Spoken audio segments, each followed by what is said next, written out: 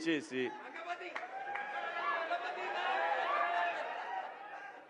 ఇంకో విషయం చెబుతున్నా, అమ్మాయిలు హీరోయిన్లు ఏ బట్టలు పెడితే వేసుకొని పోతే మనమే దరిద్రం అనిపించాల్సి వస్తమ్మా.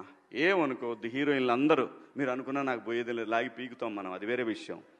కానీ మీ అందం చీరలోనో మీ అందం నిండుగా కప్పుకునే బట్టల్లోనే ఉంటుంది తప్పితే సామాను కనపడే దాంట్లో ఏముండదమ్మా.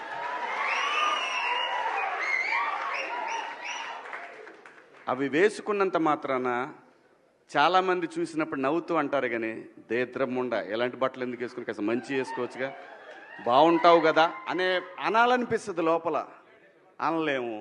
అంటే మళ్ళీ స్త్రీ స్వాతంత్రం లేదా స్వేచ్ఛ లేదు. స్త్రీ అంటే ప్రకృతి, ఎంత అందంగా ఉంటే అంత గౌరవం పెరిగిద్ది.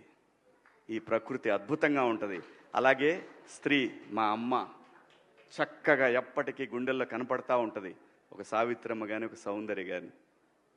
అలాగే ఈ జనరేషన్లో ఇంకా చాలామంది, రష్మిక, చాలామంది అమ్మాయిలు ఉన్నారు. వీళ్ళందరూ ఇంపాక్ట్ క్రియేట్ చేశారు కాబట్టి అమ్మటే చెప్పగలుగుతున్నాం. గ్లామర్ అనేది ఒక దశ వరకే ఉండాలా, ఇంతవరకు ఉంటే పర్లా, అది ఇక్కడికి రాకూడదు. నేనేవాళ్ళే కానీ చెప్పడానికి మళ్ళీ అందరు రేపు పొద్దున పెద్ద పెద్ద వాళ్ళంతా బయలుదేరతారు, మాకు స్వేచ్ఛ లేదు.